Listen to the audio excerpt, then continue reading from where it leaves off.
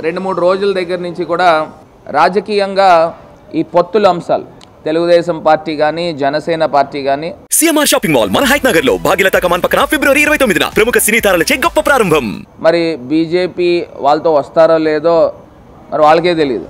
ఎందుకంటే చంద్రబాబు నాయుడు గారు 3 ముక్కల ఆట ఆడుతూ ఉన్నాడు. పేకాట్లో ఉంటుంది కదా 3 ముక్కలు, ఆయనకి వెన్నతో పెట్టిన విద్య. పేకాట్లో 3 ముక్కల ఆట ఆడుతూ మరి పాపం పవన్ కళ్యాణ్ గారిని జోకర్గా వాడుతూ ఉన్నాడు. నాకు నిజంగా బాధ అనిపిస్తూ ఉంది. అరే సినిమాల్లో ఫిలిమ్స్లో ఇంత పేరు ప్రతిష్టలు తెచ్చుకుని సాక్షాత్తు చిరంజీవి గారు తమ్ముడు, మరి ఆయన్ని ఎందుకు అట్లాగా ఈ చంద్రబాబు నాయుడు గారు వాడుతూ ఉన్నారు? ఆయన గ్రహించలేకపోతున్నారా ఏంటో నాకు అర్థం కావట్లేదు. ఇవాళ చంద్రబాబు నాయుడు గారిని కానీ లేకపోతే లోకేష్ని కానీ వాళ్ళిద్దరిని ముఖ్యమంత్రిని చేయడానికి ఈయన పార్టీ పెట్టినట్టు అనిపిస్తూ ఉంది.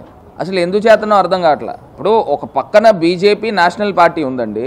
ఆ బీజేపీ అధికార ప్రతినిధులు ఏం చెప్తున్నారు అని అంటే, మాకు 1% ఓట్ షేర్ లేకపోయినా పర్వాలేదు, మా ఆస్పిరేషన్, మా పట్టుదల, మేము బీజేపీ ప్రభుత్వం ఏర్పాటు చేస్తాము, బీజేపీ ముఖ్యమంత్రి అవుతాడు అని వాళ్ళు పట్టుదలతో చెప్తా ఉన్నారు.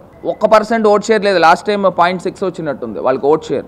ఒక పక్కన జనసేన పార్టీ పవన్ కళ్యాణ్ గారు 6 to 7% ఓట్ షేర్ వచ్చింది లాస్ట్ టైం.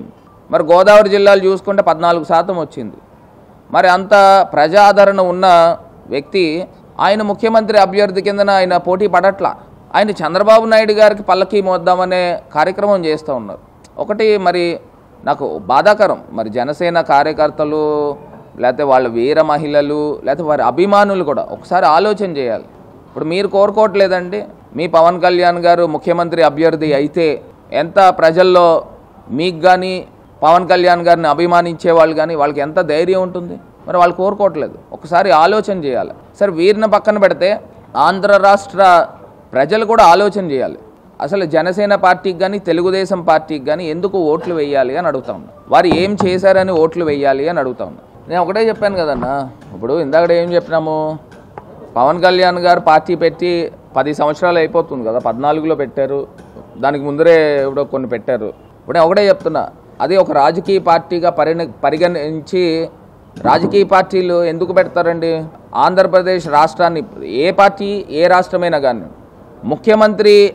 ముఖ్యమంత్రి అవ్వాలని ఆస్పైర్ చేస్తూ పార్టీ పెడతారు ఎవరైనా కానీ. మరి వీరి పార్టీ ఏంటనంటే కొంత డైలమా ఉంది. ఆయన చంద్రబాబు నాయుడు గారు ముఖ్యమంత్రి అవ్వేదానికి ఈయన పార్టీ పెడతా ఉన్నాడు. పార్టీ పెట్టాడు, దానికి ఆ స్టైల్లోనే వర్క్ చేస్తూ ఉన్నాడు. ఒక్కొక్కసారి చెప్తా ఉంటాడు లోకేష్ అంత అవినీతిపరుడు లేరు, వాళ్ళ నాన్నగారికి తెలుసో తెలీదు ఈయన చేసే అవినీతి అని చెప్పాడు. మరి ఇలా చెప్పి మళ్ళీ వెళ్ళి ఒక పక్కనేమో బీజేపీతో పొత్తులో ఉన్నారని చెప్తా ఉన్నారు, మళ్ళీ ఇంకో పక్కనేమో చంద్రబాబు నాయుడు గారి చెంతను చేరుతూ ఉన్నాడు. మరి ఇది ఎక్కడ సిస్టమ్ అని అడుగుతా ఉన్నా. జనసేన కార్యకర్తలు కూడా అర్థమవుతూ ఉంది. అన్న నేను ఐదో ఒకటి చెప్తానన్న, దుర్గేష్ గారు, కందుల దుర్గేష్ గారు వ్యక్తిగతంగా మంచి మనిషి, right person in the wrong party అని నేను భావిస్తూ ఉన్నా. ఇప్పుడు దుర్గేష్ గారు గతంలో వైఎస్ఆర్ కుటుంబంతో చాలా అత్యంత సన్నిహితమైన సంబంధాలు ఉన్నాయి.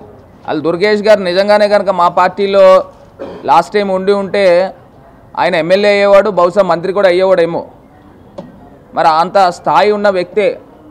నేను ఇందాక చెప్పినట్టు right person in the wrong party. Durgesh గారు కూడా నిజంగా